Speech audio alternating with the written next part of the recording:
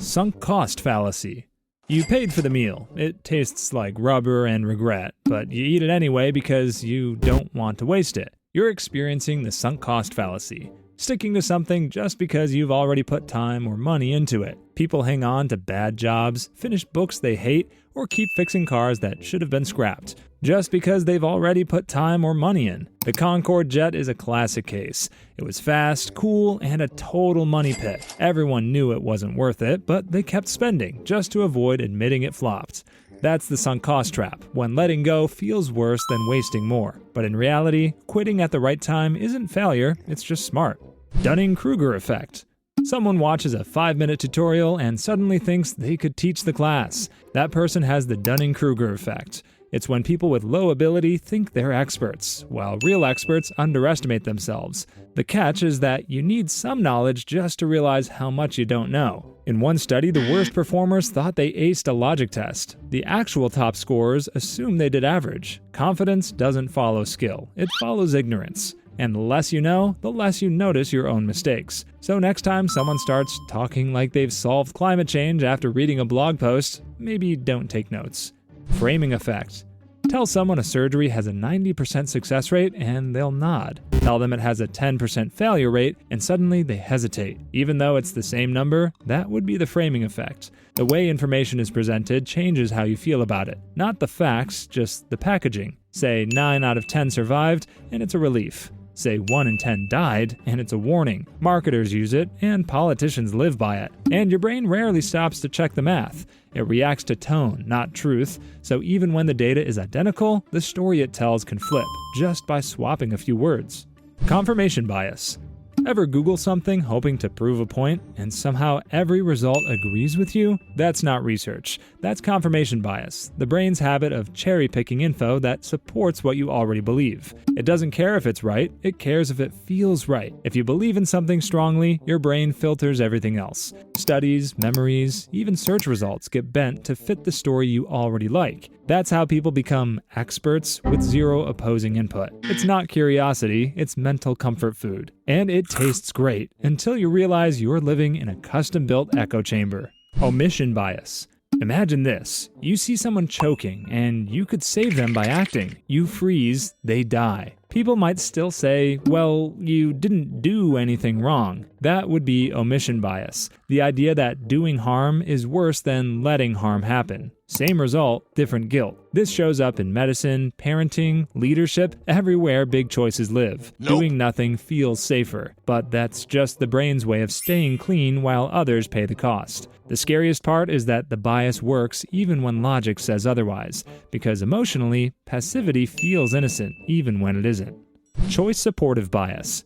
You regret buying that phone. It lags when you open apps, the battery dies by lunch, and autocorrect turns help into hello. But instead of returning it, you say, it's not that bad. At least it has Bluetooth. You would call that choice supportive bias, when your brain edits the story to make your own decisions look smarter than they were. The worse the choice, the harder your brain works to defend it. Suddenly, that 3-hour battery life is a reminder to unplug. And dropped calls are a feature, not a bug. It's not just phones, you'll see this with jobs, friends, and even political votes. Admitting you messed up feels worse than the mess itself, so your brain rewrites the past and sticks a smiley face on it.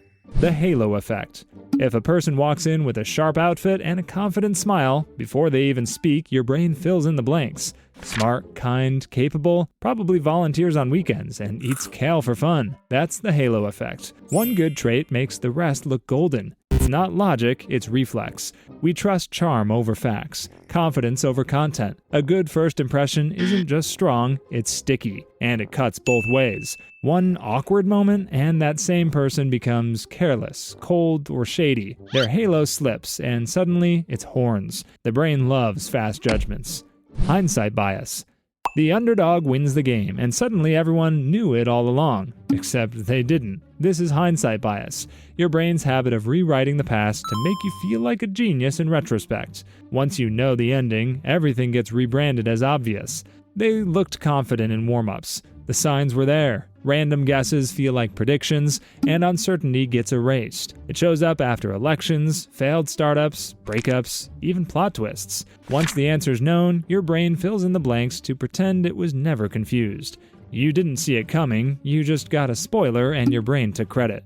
Authority bias. A guy in a lab coat says something sketchy, but instead of questioning it, your brain nods like he's the truth fairy. Welcome to authority bias, where you trust someone just because they look like they know stuff. It happens in hospitals, classrooms, offices, and even on YouTube. The right tone of voice or a fancy title can override logic. A teacher says it, then it must be true. Someone in a suit, definitely reliable. The brain skips the fact check and just stamps approved. One study found that kids believed wrong answers more often if the person wore a uniform. Adults were the same deal, just with more confidence and less awareness. Survivorship bias. You hear about one person who made millions selling pet rocks. Next thing you know, you're out back giving names to pebbles. Turns out survivorship bias makes it easy to forget the thousands who tried and flopped. It shows up in businesses, fitness, and self-help. Anywhere winners get the spotlight, but for every winner, thousands failed quietly. You just don't hear from them because failure doesn't post on Instagram. Even in war, this mattered. During World War II, engineers studied the bullet holes on planes that made it back to base and started reinforcing those areas. It took one person to point out the obvious. The real danger was in the spots that weren't damaged because the planes that were hit there never made it home. Spotlight effect. If you were to trip on the stairs and think, everyone saw that, they didn't. Your brain just pulled the spotlight effect. The illusion that people notice you way more than they actually do. It's your brain putting you on center stage in a play no one's watching. You fumble a word, wear mismatched socks, or have a bad hair day, and feel like the entire planet's staring. Reality check? They're not. In one study, people wore embarrassing t-shirts in public. They guessed half the room noticed. Barely anyone did. You're not the star of the show. Everyone else is too busy worrying they're the star. Anchoring bias. You see a $2,000 TV, then one for $800. That second one feels like a bargain, even if you only plan to spend $300. This mental shortcut is known as the bias in action. The first number sets the bar, and your brain starts comparing everything to it. This mental shortcut shows up in stores, salary talks, trivia, and even dating. First impressions leave a price tag in your mind, and it doesn't matter if it's random. In one study, people spun a wheel rigged to land on 10 or 65, then guessed how many countries are in Africa. The higher the spin, the higher the guess. The wheel meant nothing, but the number stuck anyway. Your brain doesn't ask, does this make sense? It asks, what number did I see first? And builds reality around it. Bandwagon effect. One person buys it, then 10, then 1,000,000, and suddenly it feels like you have to join in, even if you have no idea what it is. This is the bandwagon effect. It's why people wear trends they hate or back causes they barely understand. When something looks popular, your brain doesn't double check. Instead, it copies it. This bias isn't new. In 17th century Holland, tulips became so trendy, people sold homes just to buy bulbs. For a flower. The market crashed, obviously. The bandwagon doesn't care if something's good, it only cares if it's crowded. And once everyone's cheering, your brain worries about being the one person not clapping, so you clap too. Negativity bias.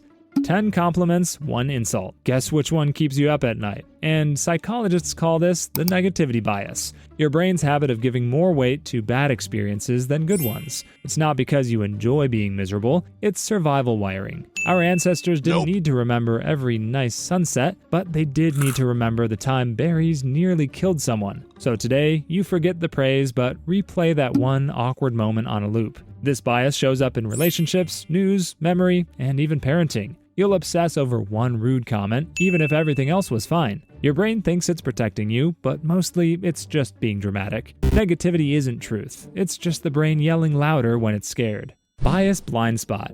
You can spot bias in everyone else, your uncle's politics, your friend's taste in movies, that guy at work who does his own research, but your own thinking feels perfectly neutral. You then have the bias blind spot, the belief that everyone else is biased except you. Even when people are told how cognitive biases work, they rate themselves as less biased than others. It's not because they're lying, it's because the brain doesn't flag its own shortcuts. You don't see the tilt when you're standing on the slope. The result is that you overtrust your opinions, under-examine your instincts, and assume your side is the clear-headed one. Proportionality bias. A disaster strikes, and people go looking for a mastermind. A bridge collapses, then it must have been sabotage. A public figure dies, someone had to have planned it. It's hard to accept that something massive could happen because of something stupid. A bad wire, a missed warning, a guy who didn't double check. That's proportionality bias, the brain's way of matching the size of an outcome to the size of a cause. Big things shouldn't fall apart for small reasons, so we invent bigger ones. Something darker, something that makes it feel earned. It's why conspiracy theories spread after tragedy. We're not wired to accept chaos. We'd rather believe in villains than in bad luck and loose screws. Bias blind spot. Most people think they're better than average drivers, better than average thinkers, and somehow less biased than everyone else. That little illusion is called the bias blind spot, believing that mental traps are a problem for other people, not you. You spot confirmation bias in your uncle's rants, halo effect in your friend's crush, and anchoring in your boss's decisions. But when you make the same mental slip, it feels like pure logic, not bias. The blind spot isn't about stupidity, it's about self-trust. Your brain assumes it sees clearly, even while filtering everything through invisible lenses. Ironically, knowing about bias doesn't fix it. In some cases, it just makes you feel immune, which makes you even more biased. The empathy gap. People tend to misjudge how much their emotions will shape their decisions, especially when they're not currently feeling those emotions. This is called the empathy gap. When you're calm, you believe you'll stay cool in a fight. When you're full, you think grocery shopping while hungry won't change what ends up in your cart. But when emotions hit, logic usually gets shoved out of the way. Say someone swears they'll stick to their diet. Sounds easy when they're not staring down a pizza after a long, stressful day. In the moment, the brain forgets all the earlier promises because it didn't plan for being tired, hungry, and annoyed. The empathy gap is that blind spot. Your brain assumes your future self will act like your present self, but it won't. The IKEA effect. You spend hours building a wobbly shelf. The instructions made no sense. 3 screws are still on the floor, but when it's done, you love it. That would be the IKEA effect. Your brain inflates the value of anything you built yourself. It's not just furniture. People defend messy projects, broken code, or bad ideas simply because they put effort into it. The more work it took, the harder it is to admit it's not great, even if it leans to the left. This bias is why DIY kits feel more rewarding and why creators overestimate how good their work is. It's not about quality, but about ownership. Your brain mistakes effort for quality and calls it pride. Illusory truth effect. Hear something a few times and it starts to feel true, even if it isn't. This is illusory truth effect at work. The brain loves what it already recognizes, and sometimes it confuses repetition with reliability. It's how rumors keep going, how made-up facts turn into common knowledge, and why something you heard once in passing might still sound right years later. Not because it is, but because your brain is used to it. Even smart people fall for it. Studies show that the more you hear a statement, even if you know it's false, the more believable it starts to feel. It's not logic, it's comfort. In a world of repeated slogans, recycled headlines, and non-stop content, the truth doesn't always win. Sometimes it just shows up more often. Contrast effect. Hold your hand in cold water, then put it in lukewarm water. It'll feel hot. Reverse the order, and it feels cold. You're experiencing the contrast effect. The brain doesn't judge things on their own. It compares them to whatever came right before. This messes with perception everywhere. A regular apartment looks fancy after touring a dump. A decent job offer seems terrible if you just saw one that pays double. Even people get rated differently depending on who they're standing next to. Your brain anchors to extremes. It sets a mental baseline, then shifts expectations without telling you. Same object, different setting, and suddenly your opinion flips. You're not judging things fairly. Moral credential effect. You do one good thing, like voting, donating, or speaking up, and suddenly your brain gives itself a pass. The moral credential effect is when past good behavior makes people feel licensed to slack off, or even act badly without guilt. Someone supports a cause once and then says, I've done my part. Or a person speaks out against bias and later makes a biased decision, thinking it's fine because they've already proven they're fair. It's like your brain keeps moral receipts, but instead of using them to be better, it uses them to justify worse. Doing the right thing once doesn't make you immune to mistakes, but this bias makes you act like it does. The decoy effect. Imagine you're buying popcorn. A small costs $3, a large costs $7, but then there's a medium for $6. Suddenly, the large feels like a better deal, just $1 more for way more popcorn. That's the decoy effect, when a third, less attractive option is added to steer you toward a more expensive or preferred choice. It shows up in everything from shopping to politics. A candidate might seem more appealing when placed next to an obviously weaker one. A product looks premium when the worse version sits right beside it. The decoy isn't meant to be chosen. It's there to make the target look good by comparison. Your brain thinks it's making a smart, independent choice, but it's really reacting to a setup.